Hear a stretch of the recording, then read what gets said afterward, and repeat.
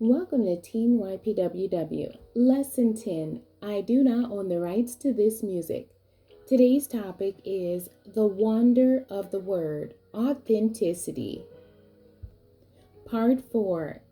Today's lesson text is coming out of Matthew chapter 4, verses 1 through 11, and then James chapter 4, verses 7 through 10. And this is the King James Version. Matthew chapter 4. Then was Jesus led up of the Spirit into the wilderness to be tempted of the devil. And when he had fasted 40 days and 40 nights, he was afterward a-hungered. And when the tempter came to him, he said, If thou be the Son of God, command that these stones be made bread. But he answered and said, It is written, Man shall not live by bread alone, but by every word that proceedeth out of the mouth of God. Then the devil taketh him up into the holy city, and setteth him on a pinnacle of the temple, and saith unto him, If thou be the Son of God, cast thyself down, for it is written, He shall give his angels charge concerning thee, and in their hands they shall bear thee up, lest at any time thou dash thy foot against a stone. Jesus said unto him, It is written again, Thou shalt not tempt the Lord thy God. Again, the devil taketh him up into an exceeding high mountain, and showeth him all the kingdoms of the world, and the glory of them, and saith unto him, All these things will I give thee, if thou wilt fall down and worship me. Then saith Jesus unto him, Get thee hence, Satan, for it is written, Thou shalt worship the Lord thy God, and him only shalt thou serve. Then the devil leaveth him, and behold, angels came and ministered unto him. James chapter 4, verses 7 through 10. Submit yourselves therefore to God. Resist the devil, and he will flee from you. Draw nigh to God, and he will draw nigh to you. Cleanse your hands, ye sinners, and purify your hearts, ye double-minded. Be afflicted and mourn, and weep. Let your laughter be turned to mourning, and your joy to heaviness. Humble yourselves in the sight of the Lord, and he shall lift you up. The memory verse for today's lesson is Matthew chapter 4, verse 4. I will read the King James Version first, and then the New International Version. But he answered and said, It is written, Man shall not live by bread alone, but by every word that proceedeth out of the mouth of God.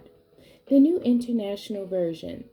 Jesus answered, It is written, Man shall not live on bread alone, but on every word that comes from the mouth of God. The key for today's lesson. The Word of God is authentic and reliable. Today's focus. Jesus Christ declares the written Word of God. The documentation of events is very important. In the USA, a person's personal notes can be certified as legal documents in a court of law and be used as evidence in a court case. Your notes, emails, and journal entries can be used to help others. You are encouraged, teen listeners, to journal. Journaling means keeping records of information about an event or activity. It is a wonderful practice that is like having a diary of personal experiences. If you already journal, then great.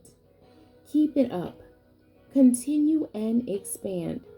You can have several journals going on at the same time on different subjects, like number 1, my schoolwork and assignments. Number 2, my weekly Bible study notes. And number 3, my prayer requests and answered prayers. There will be very busy days in your life when you do not have time to journal, and that's okay. Maybe even a week will pass before you can return to entering notes in your journal. Just keep moving forward and return to writing entries in your journal. at your earliest convenience. Yes, throughout the years, I have had and continue to have several different journals that I use simultaneously. Every prophetic declaration written about Jesus in the Old Testament was fulfilled in the New Testament. In our memory verse, Jesus declared that he lived by every word that proceeded out of the mouth of God. This should be our daily declaration as well. When we find the promises of God declared for us in his word, we can also claim them for our very own. In Matthew chapter 4, verses 1 through 10, let's review the historical event of Jesus being tempted in the wilderness by Satan. This event happened near the beginning of Jesus' earthly ministry. He went into the desert to fast and pray, a time of spiritual preparation.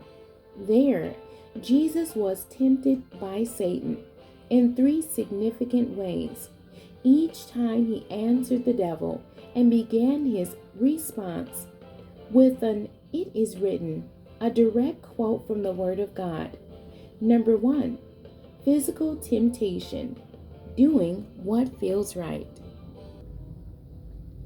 Jesus was fasting, so Satan tempted him with food.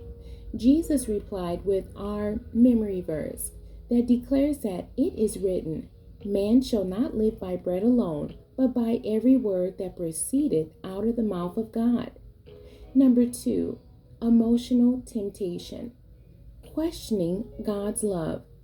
Satan invited Jesus to throw himself down from a very high place to prove that he was the Son of God. Jesus replied, "It is written again, thou shalt not tempt the Lord thy God." It is not right to ask God to perform frivolous, unnecessary acts. Number 3, power temptation, control over all the kingdoms of the world. If he would worship Satan, Jesus replied, "Get thee hence, Satan, for it is written, thou shalt worship the Lord thy God, and him only shalt thou serve." After this time of temptation, Satan left him, and a group of angels came and ministered to Jesus to renew his strength. In our lesson today, Satan's temptation efforts did not stop Jesus from seeking God to gain spiritual strength. As students of the Word of God, we must be able to stand like Jesus did during our times of temptation. Jesus won the victory over Satan because of his knowledge and use of the Word of God. This victory in the desert was a foretaste of Jesus' victory throughout his ministry. He demonstrated that he could not be distracted from his purpose and plans. God gave him the power to resist the devil's plans. Jesus defeated Satan and would continue to defeat him even at the cross of Calvary. These three areas of temptation in our lesson today can also be simplified and labeled as hunger, trust, and self-promotion. From Jesus' example and instructions, we learn how to answer these three areas of temptation. We will all be tempted by something at some point in our lives. Temptation is not a sin. Yielding to it is. Jesus was tempted and never sinned. Jesus modeled for us in this lesson how to respond to temptation with the Word of God. This is why knowing the Word of God is important. We can also ask God to strengthen us to win over temptation. Lastly, we are to continue to pursue the will of God for our lives. In every temptation, Satan's plan is to stop us from fulfilling God's purpose for our lives. Let's continue to learn and adhere to the Word of God. Written documentation. is a powerful tool. Students are encouraged to enhance their writing skills by journaling. The written word of God proclaimed is a powerful weapon against the temptation of Satan. Jesus modeled for us the correct response to the temptation tactics of Satan against our lives. His counter response of "It is written" to every offer and suggestion that Satan made is a fail-proof strategy that works. It is important to know the Word of God so that we will be prepared to answer the attacks of Satan on our lives with quotes from the Word of God. The questions for today's lesson. Question 1.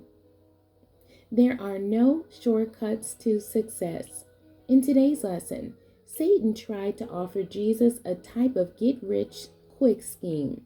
What are some ways we can guard ourselves against these type overnight success schemes?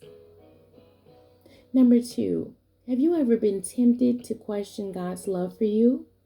What are some scriptures that we can use to help us to counteract these types of lies?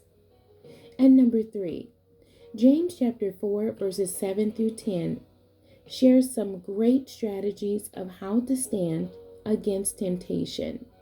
Read these scriptures and share your thoughts on this passage. The end. God bless you and thank you for joining me today.